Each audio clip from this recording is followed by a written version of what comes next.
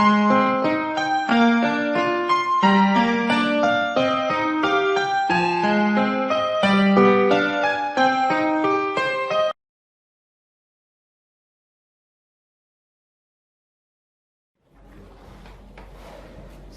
warahmatullahi wabarakatuh. Pada kesempatan kali ini saya bersama dengan Bapak Kepala SMK Negeri 1 Purwosari, Bapak Rudi Trisantoso SPD MPD. Kegiatan saya pada pagi hari ini dalam rangka untuk wawancara dengan beliaunya terkait dengan bagaimana pengambilan keputusan berbasis nilai-nilai kebajikan sebagai pemimpin. Selamat pagi Pak Rudi. Selamat pagi Pak. Mohon maaf Pak mengganggu waktunya Pak. Bukan, nggak apa-apa. Mohon maaf Pak Rudi, kalau boleh tahu Pak, untuk pengalaman Bapak sebagai kepala sekolah ini dimulai tahun berapa Pak? Untuk menjadi kepala sekolah, saya mulainya di tahun 2013. Kemudian di SMK Negeri 1 Purwosari ini, saya di sekolah SMK yang ketiga menjadi kepala SMK, gitu Pak. Berarti selama memimpin di beberapa sekolah yang Pak Rudi lakukan, tentunya juga banyak menghadapi berbagai permasalahan Pak. Ya, betul. Terutama di dalam pengambil keputusan. Apakah Pak Rudi kira-kira di dalam pengambilan keputusan sebelum itu dilakukan pernah mengalami suatu permasalahan yang termasuk di dilema etika Pak? Ya, jadi terutama di awal-awal kami memang untuk istilah pengambilan keputusan yang dalam dilema etika itu kita memang pada saat awal kita perlu banyak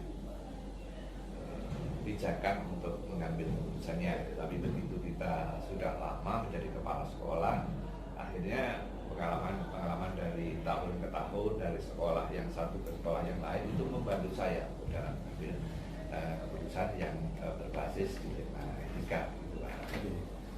Terus kira-kira mungkin kalau menghadapi suatu kasus yang termasuk di dilema etika itu, mungkin langkah-langkah yang diambil oleh Pak Rudi itu kira-kira seperti apa Pak?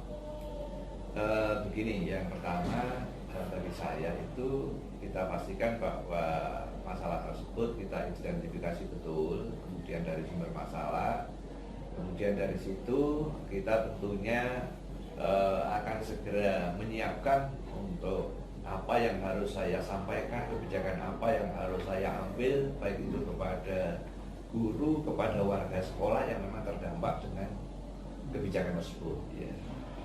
Contoh saja yang seringkali kalau di setiap sekolah itu pasti ada adalah guru meninggalkan kelas. Ya. Meninggalkan kelas karena MGMP ataupun juga karena pelatihan yang perlu waktu 2-3 minggu misalnya.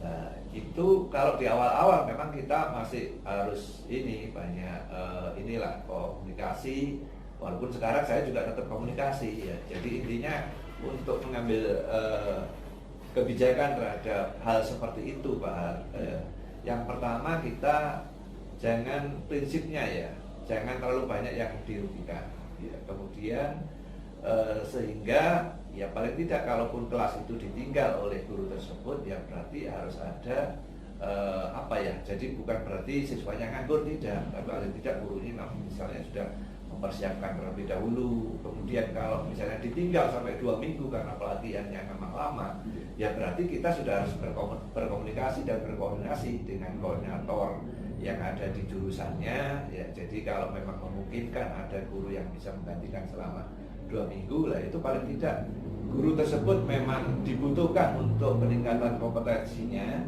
sementara siswa supaya tidak terlalu banyak dirugikan, berarti kalau waktu lama ya harus ada guru yang bisa menggantikan ya.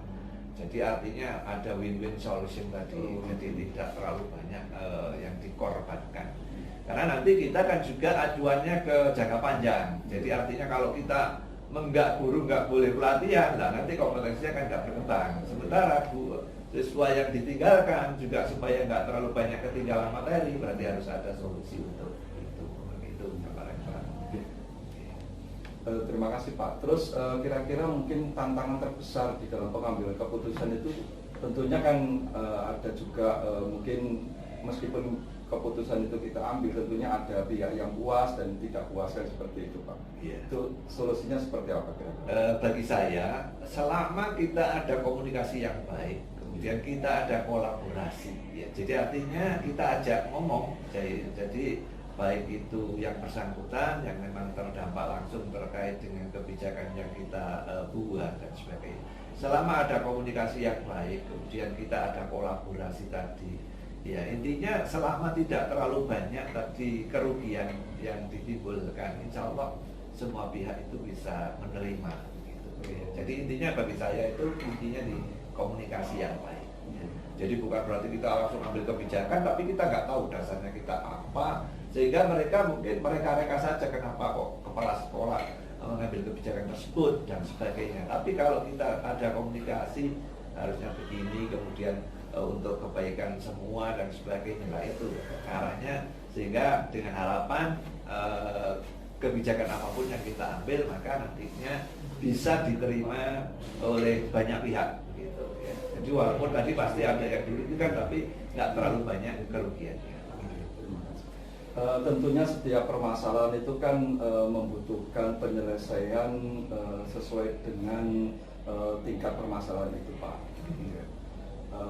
Terkait dengan hal itu, apakah di dalam penyelesaian itu misalnya suatu kasus seperti yang Pak Rudi sampaikan tadi itu, apakah Pak Rudi memiliki jadwal tertentu di dalam penyelesaian kasus tersebut, ataukah mungkin melihat kasusnya, apakah itu nanti kalau kasusnya itu bisa diselesaikan di tempat itu ya diselesaikan di tempat itu, atau seperti apa Pak kira-kira? Ya.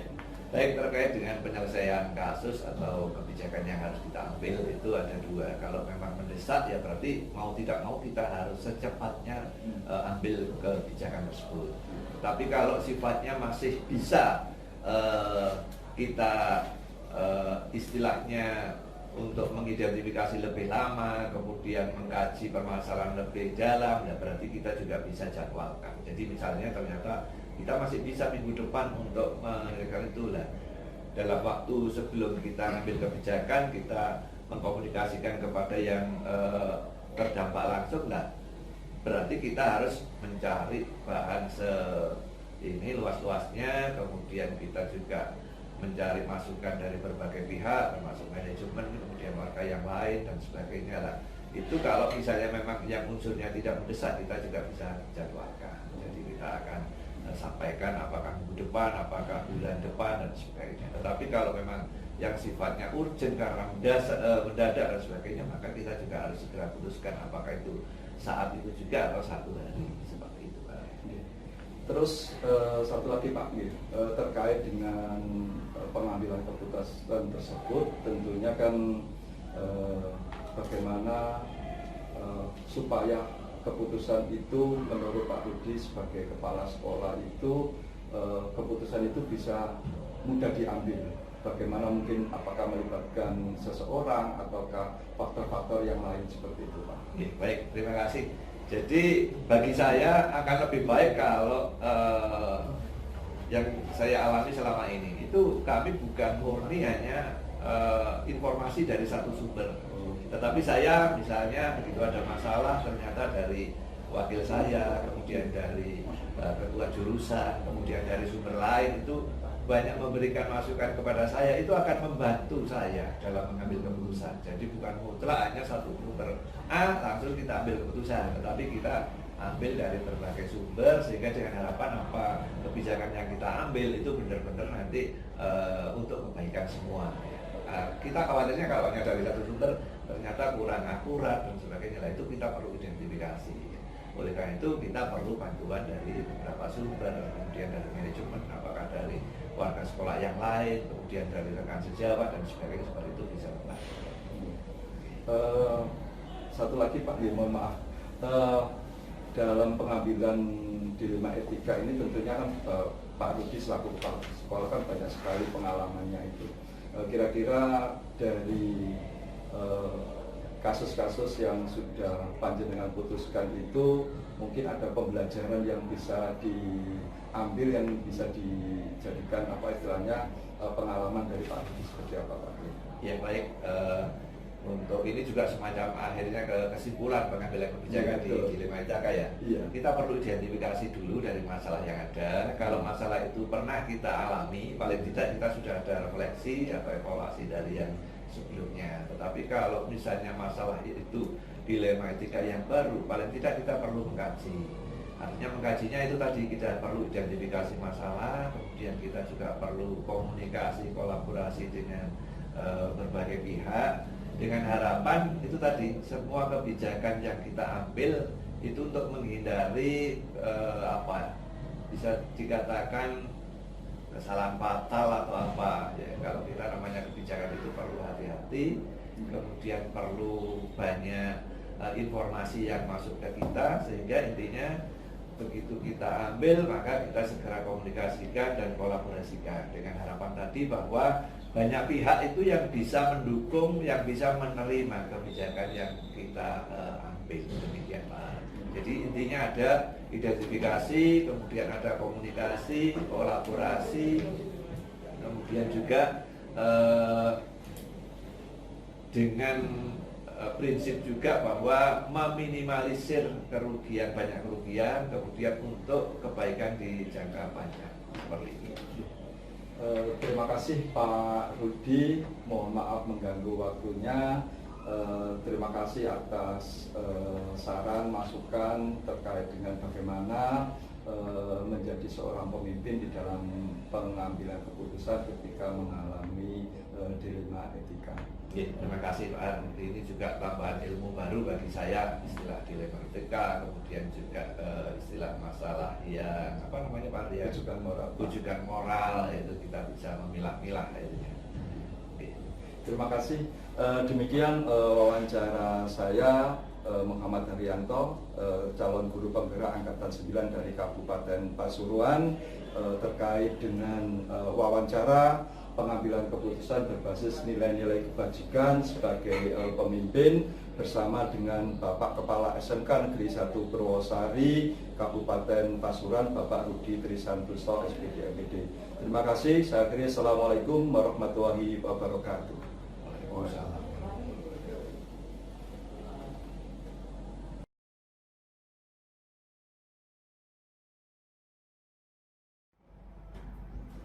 Assalamualaikum warahmatullahi wabarakatuh. Assalamualaikum warahmatullahi wabarakatuh. Perkenalkan, nama saya Muhammad Haryanto, calon guru penggerak angkatan 9 Kabupaten Pasuruan. Pada kesempatan kali ini saya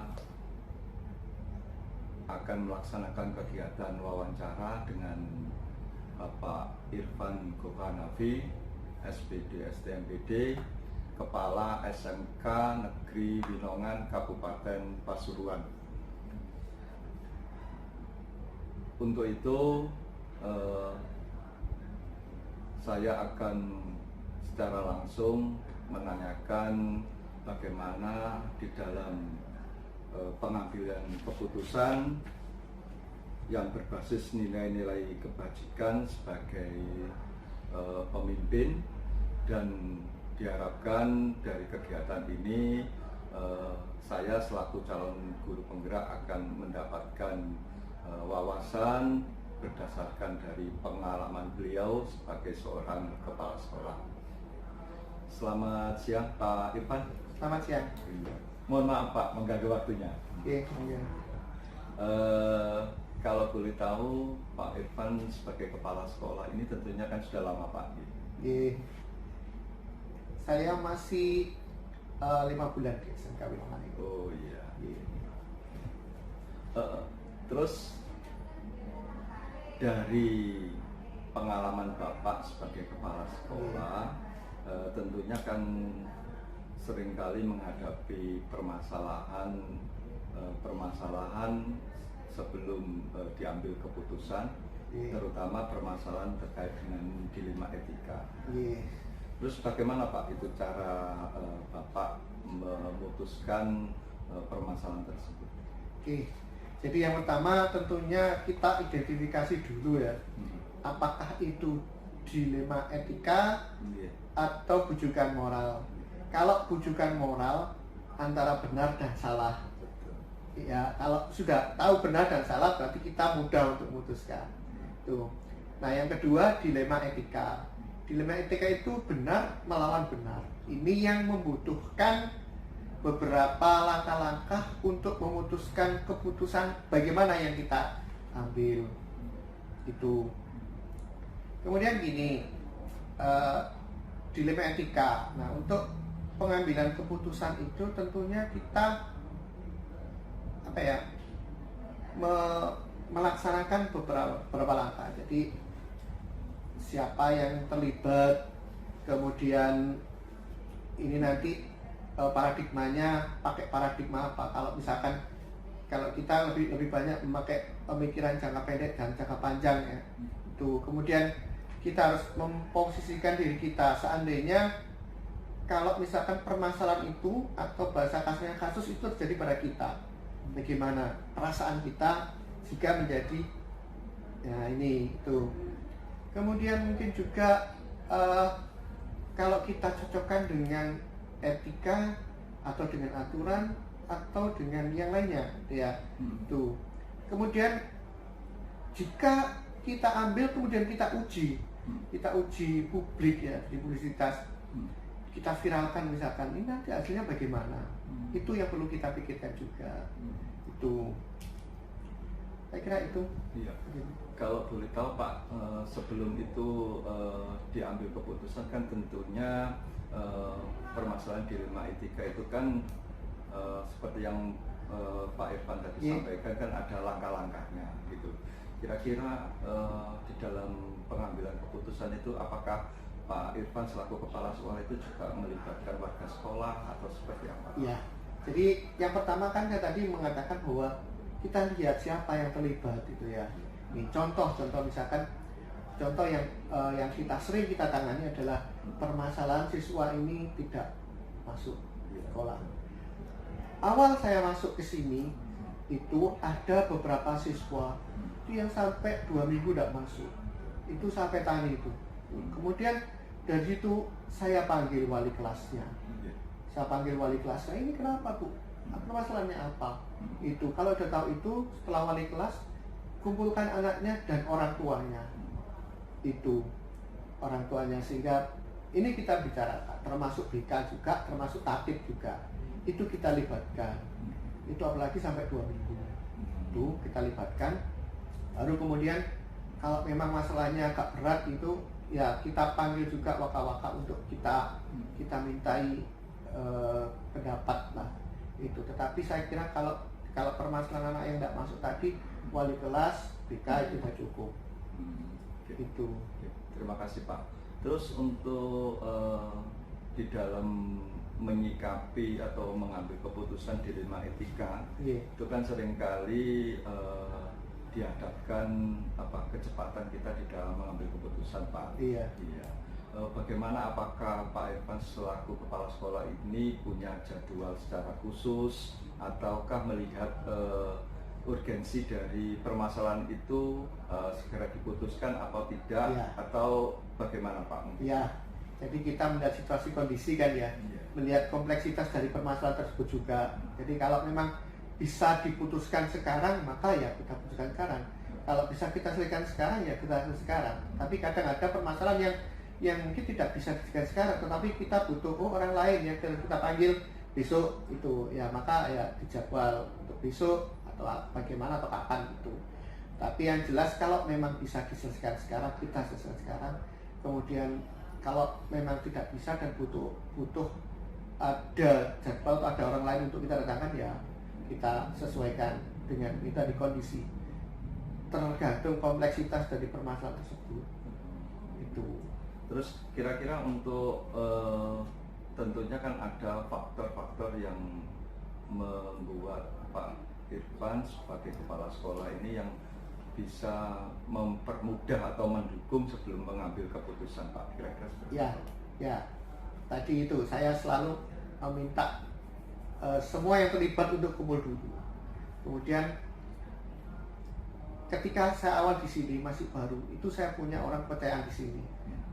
Ketika saya masih belum kenal semuanya, tapi saya punya teman lah yang di sini yang bisa membantu saya untuk memberikan informasi-informasi tentang posisi atau kondisi-kondisi di sini itu. Seiring dalam waktu, saya selalu melibatkan Waka untuk meminta pertimbangan ketika saya akan memutuskan sesuatu permasalahan itu. Jadi saya mesti melibatkan Waka, manajemen lah, manajemen.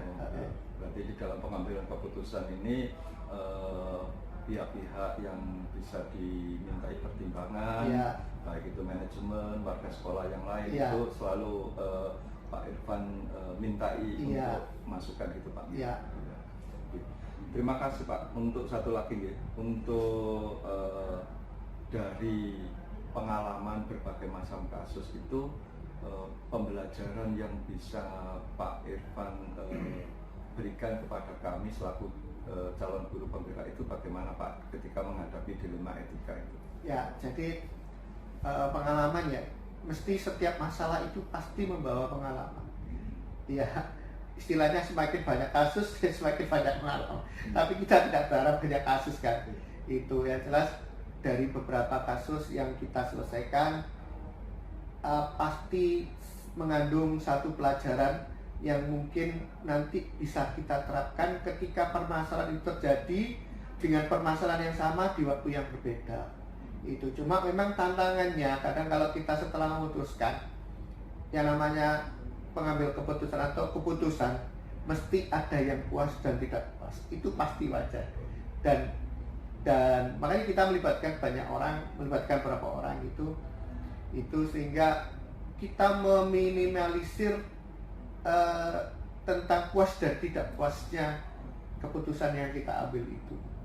Ya, masalah puas itu mesti ono. Itu. Lek puas menentok, puas diam saja mungkin nggak masalah. Tapi kalau tidak puas menentok nggak masalah. Lek tidak puas terus ngomongnya keluar ke orang lain, tidak ke kita, itu yang timbul masalah lagi. Gitu. Saya kira itu. Jadi permasalahan akan membawa kita ke pengalaman yang baru. Itu. Berarti memang apapun keputusan itu selalu ada dampak yang dimunculkan Pak. Itu. Dan kita ambil yang dengan dampak yang terminimalisir. Berarti memang pengalaman Bapak sebagai kepala sekolah dengan memberikan keputusan yang sudah diambil tentunya semakin memberikan pengalaman-pengalaman sebelum menghadapi setiap permasalahan kasus yang ada. Saya rasa sudah cukup Pak Irfan. Terima kasih, mohon maaf mengganggu waktunya. Terima kasih sekali, saya sebagai calon guru penggerak sudah banyak wawasan, banyak hal yang baru yang bisa saya ambil bagaimana di dalam pengambilan keputusan yang berbasis nilai-nilai kebajikan sebagai seorang pemimpin. Jadi satu lagi sebetulnya prinsip kita dalam pengambil keputusan itu yang pertama harus mengutamakan murid. Yang kedua harus mengandung kebajikan itu tadi. Gitu. Ya, terima kasih Pak. Mohon maaf waktunya. Terima kasih untuk wawancaranya. Saya rasa sudah cukup Pak. Terima kasih. Demikian hasil wawancara saya, Muhammad Haryanto, calon guru penggerak angkatan 9 Kabupaten Pasuruan, bersama dengan Kepala SMK Negeri Winongan Kabupaten Pasuruan, Bapak Irfan Gogo Hanafi, SPD STMPD. Untuk itu saya akhiri. Assalamualaikum warahmatullahi wabarakatuh. Waalaikumsalam warahmatullahi wabarakatuh.